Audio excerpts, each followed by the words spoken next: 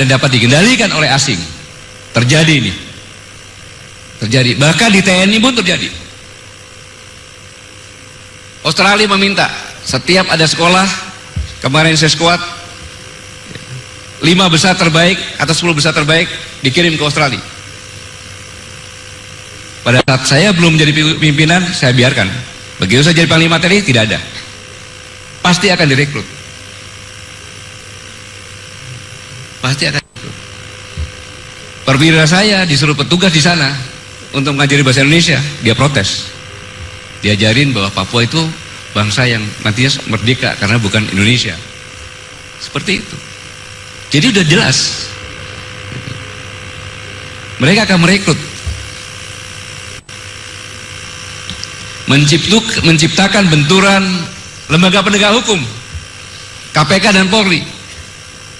7 Maret 2014 dan terjadi pada 2015. Dan konflik memecah partai dari UI sebagai seorang presiden di negara yang 9,8 miliar yang akan krisis pangan yang dilakukan Indonesia ini. Lalu saya bertanya, Pak Bambang, ini universitas dukun atau universitas apa? Begitu saya lihat, tuh kok kejadian persis ya. Saya buka filenya lagi. Atau jangan-jangan dari sini yang mendesain.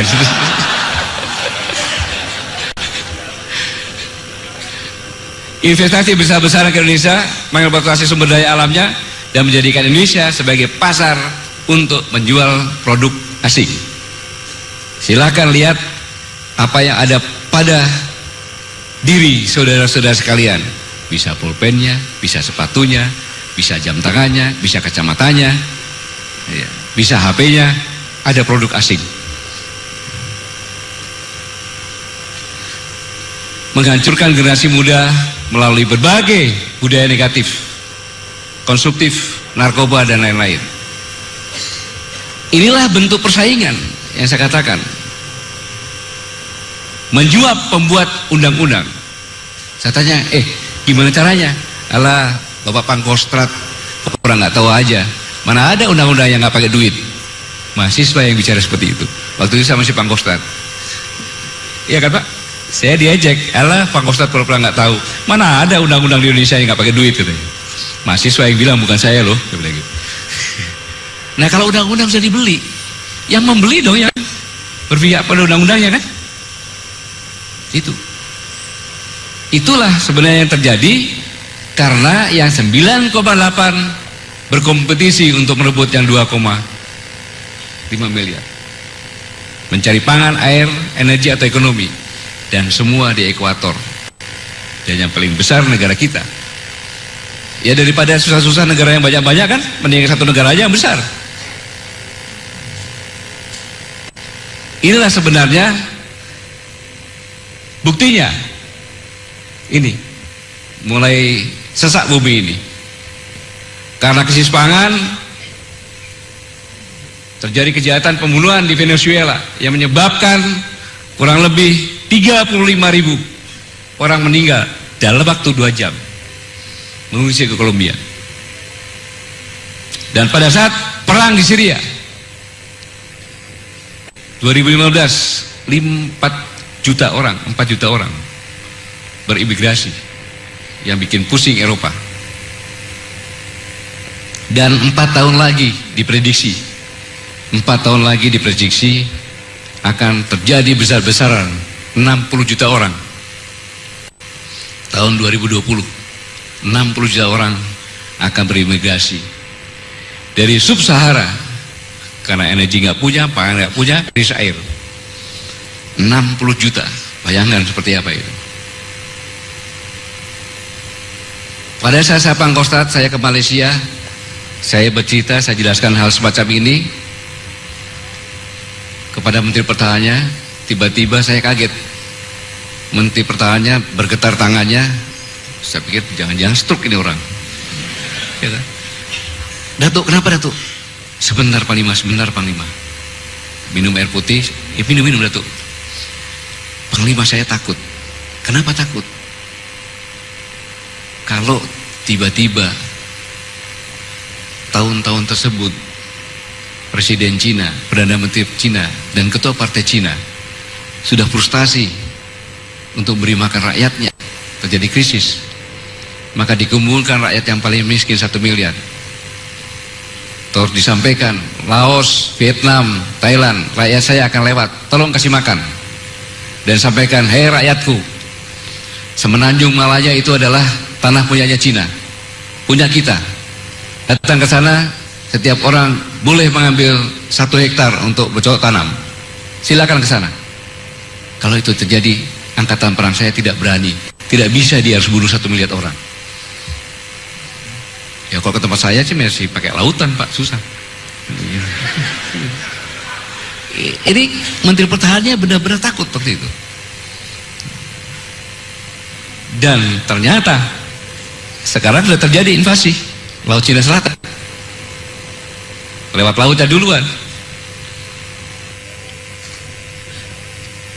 Dari semuanya ini, kompetisi global inilah, maka saya mencoba bagaimana kondisi Indonesia ditinjau dari perspektif ancaman. Kita lihat, mengapa saya katakan ada Marcella, Soblaki, dan Selaru. Pulau Selaru pada saat perebutan Irian Barat, itu ada tempat berkumpulnya angkatan udara, laut, dan darat untuk bersama-sama menyerang untuk masuk Merauke, karena loncatan paling dekat dari situ. Kemudian Marcella, kita pernah punya sejarah pada saat Timor Timur menjadi provinsi termuda kita mempunyai celah timur yang disebut Greater Sunrise yang banyak kandungan minyaknya. Indonesia dengan Australia sudah menandatangani perjanjian untuk pengelolaan Greater Sunrise tersebut, celah timur tersebut, yang berimbang, tidak menguntungkan Australia, tidak menguntungkan Indonesia, sama-sama win-win. Rupanya Australia dengan perjanjian seperti itu tidak menguntungkan bagi Australia mungkin. Maka terjadilah perang proksi dan lain sebagainya.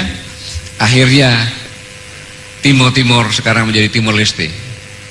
Begitu merdeka, yang pertama kali yang diminta tanda tangan adalah perjanjian celah timur atau Greater Sunrise, dan sangat merugikan Timor Leste. Saya ke 41 universitas, ada pemuda-pemuda Timor Leste yang ikut kuliah, dan beberapa waktu yang lalu mahasiswa demo besar-besaran meminta kepada pemerintah Timor Leste untuk memperbarui lagi perjanjian yang dilihat Timor Leste tidak dapat apa-apa dari celah timur. Dan sekarang sana lagi bingung bagaimana melobi untuk merevisi aturan itu. Dan Marcella pun dekat dengan Australia, jaraknya hanya 90 km, jaraknya hanya dari Pulau Selaru 43 km. Mengapa saya katakan Darwin? Di Darwin ada 1.500 marinir Amerika di situ, dan akan ditingkatkan sampai 2.500. Ngapain ke situ? Amerika punya pangkalan di Filipina, di utara. Kenapa ke selatan? Kemarin saya ke luar negeri itu paling-paling cuma semalam. Saya ke Australia, ada meeting di sana. Jam 2:30 saya sampai. Saya coba meeting sampai jam 5, 6-nya saya dinner, besoknya saya pulang. Saya pulang lewat ke Sydney. Nggak tahu staf saya. Kita mampir sana 1,5 jam, turun dari pesawat, pura-pura lihat opera house, pura-pura lihat sana. Saya naik, ada penyewaan booth ke arah pelabuhan. Foto itu ada kapal LPD, kapal untuk pendaratan. Australia membuat 3 kapal LPD, kapal pendaratan yang besar-besar. Saya cek lagi, Australia tidak punya marinir di angkatan laut, tapi disebutkan di angkatan darat. Negara kontinental untuk apa dia punya marinir? Di Darwin ada 2.500 pasukan Amerika yang sangat dekat. Kalau orang pernah lihat di parlemen di Amerika, ada gambarnya Papua itu. Ancaman. Boleh saya sebagai Panglima TNI melihat itu adalah suatu ancaman, karena kebetulan di situ ada blok Marsella yang kandungannya luar biasa. Satu. Yang kedua yang saya ceritakan tadi, Laut Cina Selatan ini adalah zona ekonomi eksklusif. Ini adalah laut teritorial yang dihitung dari Pulau Natuna. Ini adalah 9 dot line yang diakui oleh China. Ada perselisihan di sini, walaupun kita tidak pernah menyampaikan. 3 kali kejadian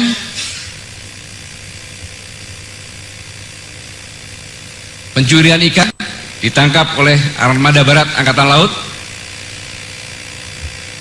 di 3 tempat ini. Tetapi yang paling penting kita waspadai ini,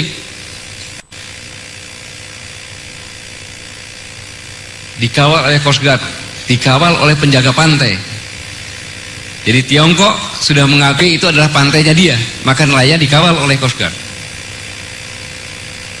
Dan pada saat Filipina komplain tentang Laut Cina Selatan kepada Pengadilan Internasional Arbitrage dan diputuskan 12 Juli 2016 pengadilan tetap arbitrase menolak klaim atas Laut Cina Selatan. Tetapi 1 hari kemudian pada tanggal 13 Juli Presiden China Xi Jinping mengatakan bahwa kedaulatan wilayah hak maritim Tiongkok di Laut Cina Selatan tidak akan dipengaruhi keputusan dengan cara apapun, tidak mengakui itu. Dan selanjutnya Wakil Menteri Luar Negeri Li Ximin mengatakan bahwa menetapkan zona pertahanan udara di Laut Cina Selatan. Barang siapa yang lewat harus lapor, kalau enggak ditembak. Yang perlu diwaspadai bahwa Tiongkok telah meratifikasi Undang-Undang Internasional UNCLOS 82. Maka di situ sudah dibuat 6 pulau oleh Tiongkok. Yang tadi Saunggok Karang yang tidak diakui sebagai pulau. Kalau itu sudah jadi pulau dan meminta itu diakui sebagai pulau, maka pulau itu punya laut teritorial dan punya zona ekonomi eksklusif berdasarkan UNCLOS 82. Maka masuklah Kalimantan Barat, masuklah Natuna. Potensi konflik tinggi, ancaman yang kedua. Di wilayah yang lain tadi selatan, ini wilayah yang barat. Pada saat saya Pangkostrat, saya tanya sama Menteri Luar Negeri, bagaimana tentang FPDA, Five Power Defense Arrangement, negara-negara persemakmuran Inggris, ada Australia, Malaysia, Singapura, New Zealand, Inggris. Pak, itu hanya nama saja, mereka tidak pernah melakukan latihan, tidak pernah meeting, tidak pernah apa-apa. Nggak usah Pak pedulikan. Oh ya, tetapi negara-negara ini pernah punya konflik dengan Singapura tentang reklamasi dan kapal Usman Harun yang sekarang sudah selesai, tidak dibicarakan lagi. Karena pada saat saya Panglima TNI ke sana bertemu dengan Panglima Singapura dan Menteri Pertahanan, saya katakan, apa alasan Anda mengutik-utik nama kapal Usman Harun? Gak etis. Karena pada saat Usman Harun ini bukan Singapura, ini masih Malaysia, Anda belum merdeka. Berapa bulan kemudian baru merdeka. Udah Pak Gatot, kita gak usah bicara itu lagi, selesai ya, saya bilang. Malaysia, Sipadan Ligitan, Ambalat. Australia, Barinain, penyadapan pejabat. Ini FPDA ini. Dan saya diundang bersama 5 latihan 5 negara, Australia, New Zealand, Singapura, Malaysia, Inggris. Saya tidak mengirimkan perwakilan untuk melihat di sana. Melibatkan 3.000 personil, 71 pesawat, 11 kapal tempur dan kapal selam. Mereka sudah merupakan fakta pertahanan latihan bersama kok. Yaitu negara-negara yang berbatasan dengan kita. Di selatan berbatasan dengan kita, di utara juga ada, di barat juga ada.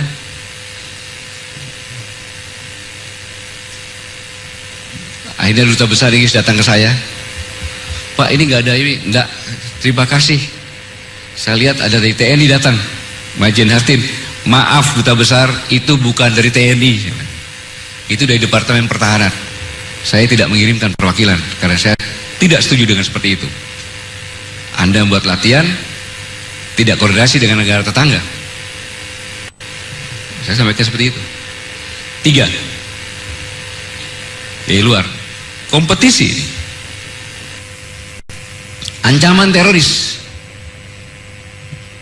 Selama tahun 2016 saya berteriak-teriak, Indonesia adalah tempat yang paling aman untuk teroris karena Indonesia menerapkan undang-undang pidana teroris, sehingga kejadian dulu baru bisa. Dan saya tanya sama Pak Tito, saya tanya, di antara korp-korp di kepolisian paling banyak, siapa yang paling banyak bercerai? Densus 88. Karena tugasnya adalah menguntit teroris terus, menguntit terus.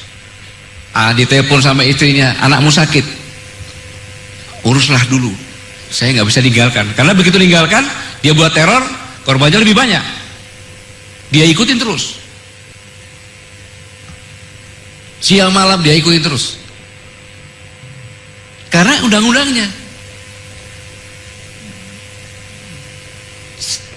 Yang kemarin di Kalimantan pernah dihukum ya?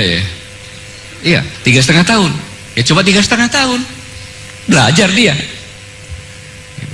Iya, seharusnya kejahatan terhadap negara. Dan ternyata Filipina mendengar itu. Dan ISIS bukan latar belakang orang yang frustasi, orang yang patah hati, bukan. Saya pernah ke sana, Syria berbatasan dengan Turki, Syria berbatasan dengan Lebanon, dan pernah konflik dengan negara itu. Tetapi dengan Lebanon cepat selesai karena mereka juga berpikir ada Hizbullah di sana. Dan berbatasan dengan Israel. Dengan Israel tidak pernah konflik. Syria karena punya energi. Dan Indonesia, teroris di Indonesia, dana yang paling besar dari wilayah Australia, paling besar, baru Malaysia, Brunei dan Filipina. Dan Baurai mengatakan, apabila di Syria sudah tidak aman, maka semua kembali ke wilayahnya masing-masing, melakukan khilafah di sana dengan apa adanya. Yang penting bisa bunuh. Begitu menyampaikan semacam itu, tidak lama kemudian di Prancis ditabrak dengan mobil, pendeta dibunuh dengan pisau. Dan ini, saya katakan Islamic State nanti akan pindah di Asia Tenggara, disiapkan adalah Filipina Selatan dulu.